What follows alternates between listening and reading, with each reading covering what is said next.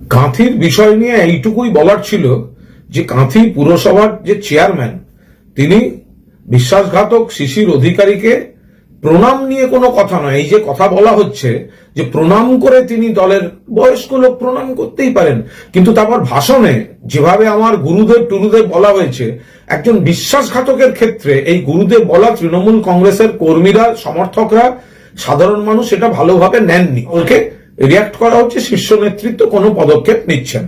তো এটা বলার জন্য আমাকে ব্যক্তিগত স্তরে আক্রমণ করলেন বিজেপিতেই দলবদলু হয়ে সবে যাওয়া সজল ঘোষ। আমি সাধারণত ওর নামে কিছু বলতে সেভাবে চাই না, কারণ ও এত জুনিয়র, ওকে আমি এইভাবে বলি না।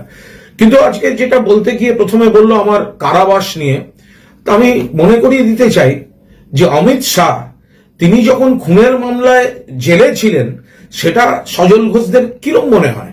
2 নম্বর আমি বলতে চাই, কথায় কথায় সজল আমাকে কারাবাসের কথা বলে একটা সময় আমার পেছনে ঘুরতো, তো সেই আমি মনে করিয়ে দিতে চাই, সজল তুমি তোমার বাবা হচ্ছেন সেই প্রদীপ ঘোষ যিনি রাতের নৈশ আসরে মদ্যপ অবস্থায় কংগ্রেস নেত্রী তার বান্ধবী চিত্রা ঘোষকে গুলি করে মেরেছিলেন। তোমার বাবার বিরুদ্ধে সেই মহিলার মৃত্যুর অভিযোগ ছিল এবং তোমার বাবা গ্রেপ্তার হয়েছিলেন। সেই মদ্যপ লম্পটের ছেলে হচ্ছে সজল ঘোষ, যার বাবার জেল দেখে তার অভ্যাস, নিজেও তোলাবাজির অভিযোগে গুন্ডামির অভিযোগে বারবার জেলে গেছে। সে যখন অন্যকে জেলের কথা বলে, ফলে সেইগুলো মনে রাখা উচিত। আর সৌজন্য মাঝখানে আমার সঙ্গে দেখা হয়েছিল ওই বড়দিনের অনুষ্ঠানে গত বছর, একসঙ্গে খেয়েছিলাম, তারপরে ওকে আমাকে আক্রমণ করতে হয়েছিল, পরে ফোনে বলেছিল সেই ভিডিওটা আর একবার ছাড়বো অডিওটা, যে দাদা কি না কি বলেছে বিজেপি থেকে আমাকে, আপনার সঙ্গে খেয়েছি বলে, আমাকেও তো বাঁচতে হবে, আমাকেও তো বাঁচতে হবে। তো এই তো হচ্ছে বিজেপি দলের। আমার সঙ্গে ছিল, আমার সঙ্গে দেখা হয়েছে, বড়দিনের কেক খেয়েছিল বলে বিজেপির লোকেরা ওকে গালাগালি করেছিল, তাদের কাছ থেকে সৌজন্য শিখবো সজল।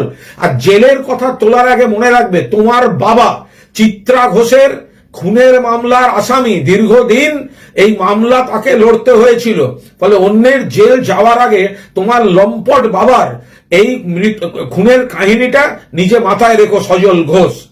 এই মুহূর্তে আমাদের সাথে রয়েছেন রাজ্য বিজেপির মুখপাত্র সজল ঘোষ। সজল বাবু, আপনাকে আমাদের সংবাদ মাধ্যমে স্বাগত জানাই।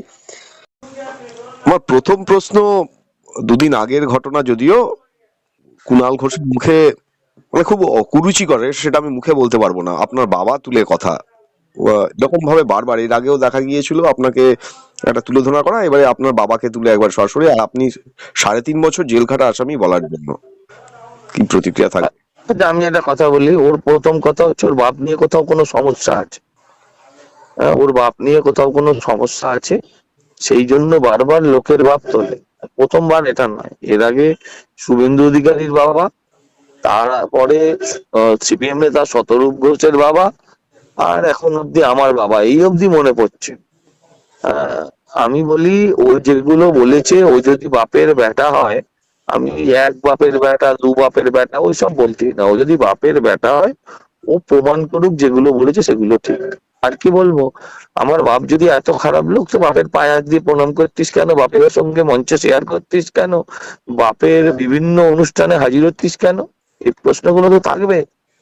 আমি এই সমস্ত অর্বাচীন, দেখুন আমি মানুষের প্রশ্নের উত্তর দিতে চাই, মানুষের মতো যারা দেখতে তাদের প্রশ্নের উত্তর দেব না। আর এটা নিয়ে কথা বলবো, তাকে নিয়ে এইভাবে কুরুচিকর মন্তব্য, মানে না না, বাবা ভীষণ অসুস্থ, আমার বাবা ভীষণ অসুস্থ।